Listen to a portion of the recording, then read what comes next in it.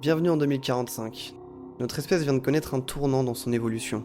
Les machines commencent à surpasser l'esprit humain, toutes les maladies graves ont été éradiquées et notre espérance de vie est de 900 ans. Ça peut sembler fou, réjouissant ou inquiétant même pour certains, mais ce n'est pas un scénario de science-fiction, loin de là. En fait, ce qui est troublant, c'est que c'est la vision d'un homme, mais pas n'importe lequel.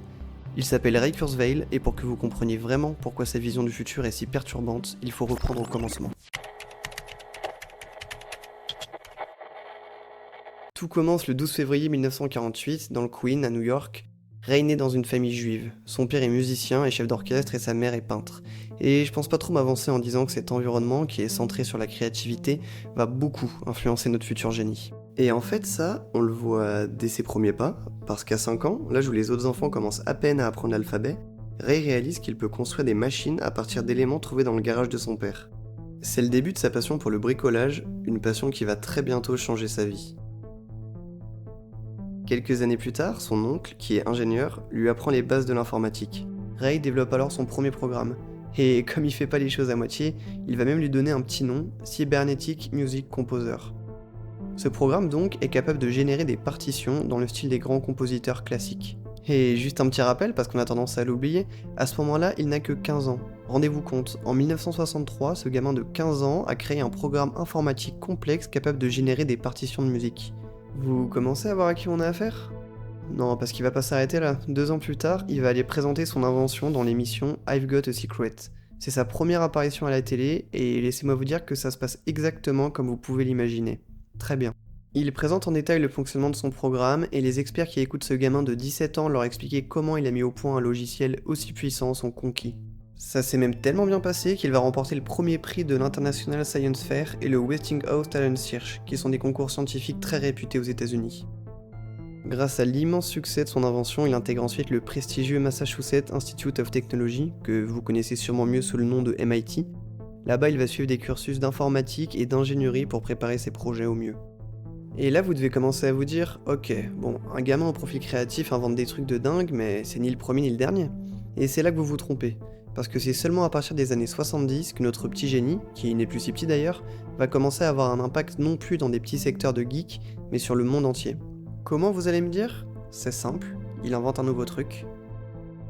Et ce truc, c'est le premier système de reconnaissance optique de caractère, une technologie révolutionnaire qui permet de convertir des textes imprimés en données compréhensibles par un ordinateur. Si on le branche à un scanner et un synthétiseur vocal, il permet aux non-voyants de lire des textes pour la première fois. En résumé, sa machine permet à un aveugle de lire. Voilà, tout simplement. Cette invention sera utilisée dans le monde entier et va surtout poser les bases de la carrière de Raymond Kurzweil. Utiliser la technologie pour améliorer la vie humaine. Il est là son vrai projet, son but, son rêve. Ray ne cherche pas juste à changer le monde, lui, ce qui l'intéresse, c'est l'améliorer grâce à la technologie. Et si la technologie est une arme, le moins qu'on puisse dire, c'est qu'il sait la manier. Et au risque de vous décevoir, les inventions dont on a parlé n'étaient qu'un morceau de sa carrière. En fait, il a créé 9 entreprises au total. Je dois vraiment vous préciser si elles ont fonctionné ? D'ailleurs, on pourrait dédier une vidéo entière à son parcours, mais je voudrais juste vous parler de quelques derniers événements marquants. En plus d'avoir été intronisé au National Inventor Hall of Fame, considéré que c'est comme recevoir un prix Nobel, il a continué de remporter plein de concours scientifiques, qu'ils soient nationaux ou internationaux. Il a aussi reçu 12 doctorats honorifiques, il a été chargé de conseiller l'armée américaine dans le domaine scientifique, il a témoigné devant le Congrès sur le thème des nanotechnologies, et a même été honoré par 3 présidents américains. Bon, d'accord, c'est toujours en faisant des trucs de geek. Mais quand même, il faut bien se rendre compte que chacun de ces accomplissements pourrait être le but d'une vie entière. Et vous vous souvenez quand je vous parlais d'un petit génie qui s'amusait avec ce qu'il trouvait dans le garage de son père ? Que ce bricolage allait changer sa vie ? En fait, ce qu'il est en train de faire, c'est carrément changer le monde. Malgré toutes ses réussites, un événement a profondément marqué Ray. Son père, alors âgé de 58 ans, est brutalement décédé suite à un infarctus dans les années 70. C'est à ce moment-là que Ray prend conscience que tous les êtres humains sont voués à mourir. Cette révélation va complètement le bouleverser, et son pire ennemi va devenir la mort. Jusque-là, Ray s'était surtout attaqué à des problèmes technologiques. Certes, il avait réussi de grands exploits dans ces domaines, mais là, on passe à un autre niveau. Il veut rendre l'humain immortel. Et vous commencez à le connaître, pour y arriver, il compte sur les nouvelles technologies. Comme les Lumières l'ont été à une époque, c'est la naissance d'un nouveau mouvement dans l'histoire de l'humanité, le transhumanisme. Là où les transhumanistes diffèrent des Lumières, c'est qu'au lieu de valoriser l'homme, tel qu'il est, avec ses limites, mais capable de progrès grâce à l'éducation et à la connaissance, l'homme pourrait transcender ses limites biologiques pour devenir meilleur que son état naturel. Bien sûr, ça inclut le recours à des technologies, comme l'intelligence artificielle, les implants bioniques, ou même la manipulation génétique. En fait, pour les transhumanistes, tous les moyens sont bons pour améliorer l'humain. Et laissez-moi vous dire que Ray prend ce sujet très au sérieux. Tellement au sérieux qu'à la mort de son père, il a conservé chez lui des centaines de documents, des lettres, des photos, des films, et même des factures d'électricité. Il a tout gardé. L'idée derrière est d'utiliser les technologies et ces documents pour redonner la vie à son père. Évidemment, dans ce cas précis, on parle d'une personne déjà morte, mais Ray ne compte pas s'arrêter là. Au risque de me répéter, ce qu'il veut, lui, c'est rendre l'humain immortel, pas juste le ramener à la vie. Alors il va pas attendre que des technologies magiques apparaissent pour réaliser ce rêve. Non, ça serait trop facile pour notre génie. Maintenant, il décide de vraiment prendre les choses en main. Et donc nous voilà en 2012, Raymond Kurzweil est embauché par Larry Page en tant que directeur de l'ingénierie chez Google. D'ailleurs, c'est marrant parce que quand on y réfléchit, on se rend compte que c'est le premier job qu'il occupe dans une entreprise qu'il n'a pas créée lui-même. Mais bon, peu importe, là-bas il va surtout continuer de perfectionner ses compétences en intelligence artificielle, et oui, parce qu'on est passé un peu vite dessus, mais 49 ans plus tôt, sa première invention, vous savez, son générateur de partitions, en soi c'était une forme d'IA. Un peu primitive, on est d'accord, mais ça montre quand même depuis combien de temps Ray s'intéresse à cette technologie. D'ailleurs, tout récemment, en 2023, Ray a participé au lancement de Gemini, le chat GPT de Google. Et quand on y réfléchit, c'est assez logique parce que l'entreprise qui aura la meilleure IA aura un énorme avantage sur ses concurrents. Et ça arrange bien notre protagoniste qui est bien conscient que cette technologie est la clé vers sa quête pour l'immortalité. Bon, maintenant on va essayer de se poser quelques secondes et récapituler, parce que ça commence à faire beaucoup d'infos et comme notre cerveau n'est pas encore sur le cloud, ça peut valoir le coup. Donc Ray a tout réussi dans sa vie, c'est un ingénieur brillant qui se bat contre la mort suite au décès de son père. Cet événement l'a poussé à créer un mouvement, le transhumanisme, qui a pour but d'améliorer l'humain et dépasser ses limites biologiques. Pour mettre toutes les chances de son côté, il a même rejoint Google, qui possède tout ce qui lui manquait, de l'argent. Mais la vraie raison qui l'a rendu célèbre dans le monde entier, parce que oui, il y en a d'autres, et d'ailleurs c'est ça qui le rend vraiment intéressant, c'est ses prédictions. Ray n'est pas juste directeur de l'ingénierie de chez Google, inventeur de génie et entrepreneur, il est aussi et surtout futurologue. Je vous l'apprends peut-être, mais futurologue est un vrai métier. En fait, c'est quelqu'un qui va étudier les tendances et les données d'un domaine en particulier pour essayer d'en déduire l'avenir. Dans notre cas, Ray est un futurologue qui, grâce à son expérience, ses contacts, ses compétences et ses activités, essaye de prédire les futurs événements technologiques. J'insiste sur le fait que c'est pas un voyant. Pour ses prédictions, il se base sur des données et des études qu'il va interpréter. Bref, c'est du concret, il n'y a pas de boule de cristal. Et d'ailleurs, j'ai l'impression qu'il interprète plutôt pas trop mal parce que sur les 150 événements qu'il a prédits, 86% ont bien eu lieu. Ce qui doit sûrement contribuer un peu à expliquer pourquoi il est considéré comme le plus grand futurologue de notre histoire. Et vous allez sûrement être surpris parce qu'on parle à chaque fois d'événements historiques qu'il a non seulement anticipés, mais qu'il a aussi et surtout été capable de dater. Tiens, prenez par exemple le cas de Deep Blue. Vous connaissez sûrement tous cette histoire, c'est l'ordinateur qui a battu un champion d'échecs pour la première fois.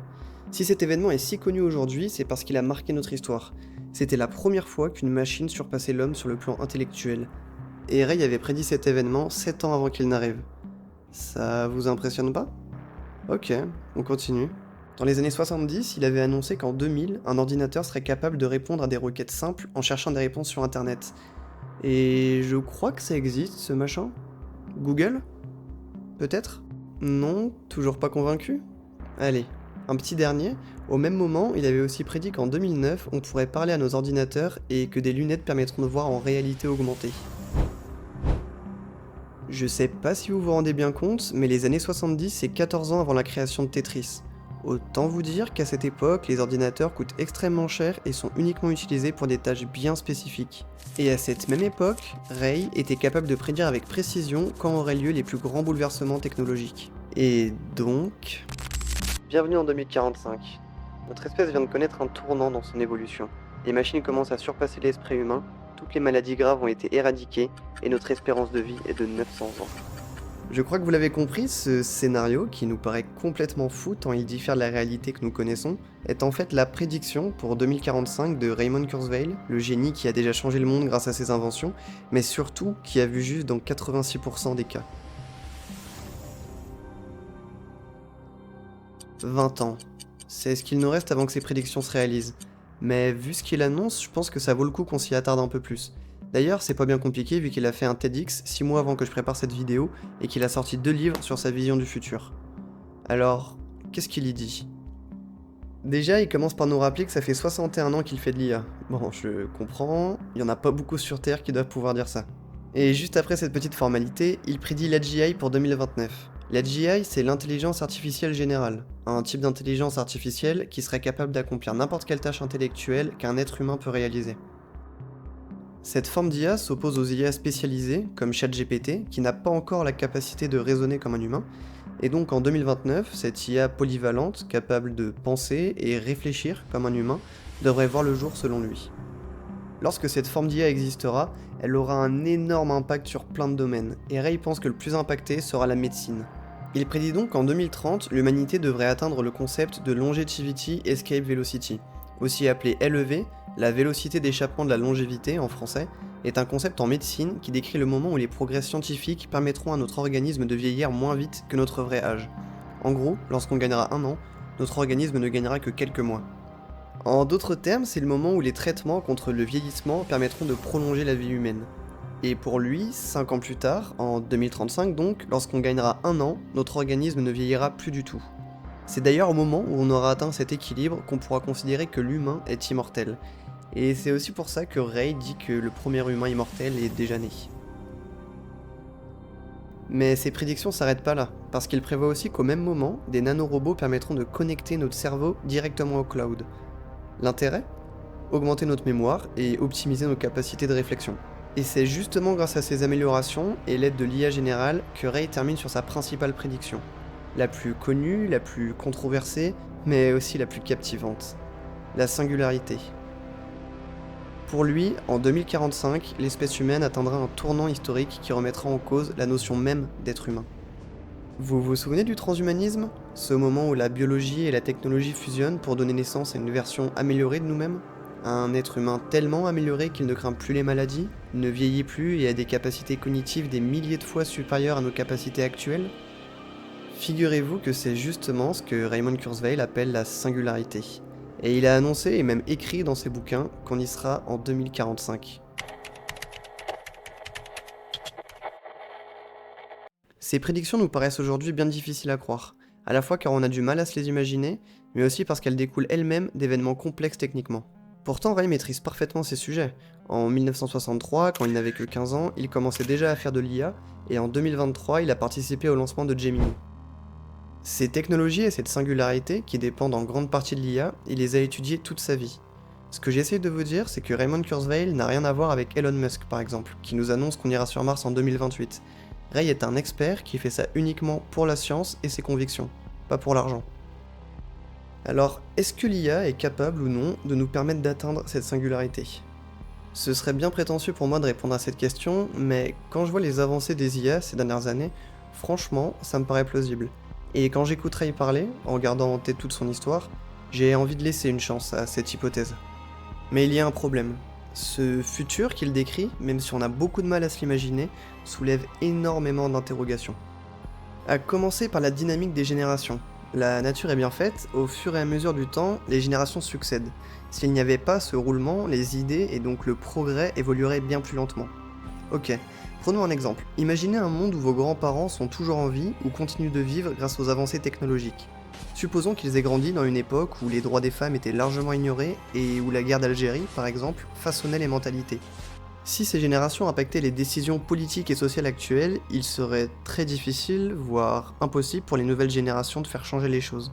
C'est pour ça que l'immortalité, en brisant la dynamique des générations, pourrait complètement empêcher la modernisation et le progrès de notre civilisation. Et c'est que la face émergée de l'iceberg. Parce que si on plonge encore un peu dans ce futur hypothétique, on trouve des problèmes bien plus importants. En soi, juste sur le principe, si on devient immortel, par définition, on sera plus nombreux sur Terre. Mais notre planète a des limites.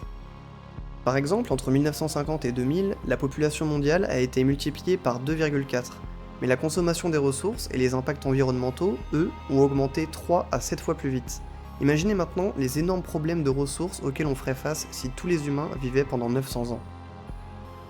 Et puis là, on parle uniquement de si on était immortel, mais déjà, avant d'y arriver, il faut développer, essayer et démocratiser les technologies qui nous permettront de ne plus vieillir. Quand on voit qu'en utilisant ChatGPT 10 fois par jour pendant un an, on émet une tonne de CO2, ce qui correspond à la moitié de ce qu'on devrait émettre par an en 2050 pour respecter l'accord de Paris, on peut être tenté de se demander combien de tonnes de CO2 émettra l'intelligence artificielle générale prédite par Ray. Et là, je ne parle que de la pollution, mais il faut aussi prévoir de l'énergie pour faire tourner ces technos. Et oui, c'est pas pour rien que Google achète des réacteurs nucléaires. J'aimerais conclure sur le principal problème, à mon sens, des prédictions de notre futurologue. Tous ces changements dépendent des technologies. Malheureusement, on sait qu'aujourd'hui les nouvelles technologies ont un prix, et pas des moindres. Regardez, l'Apple Vision Pro, prix de sortie 4000 €.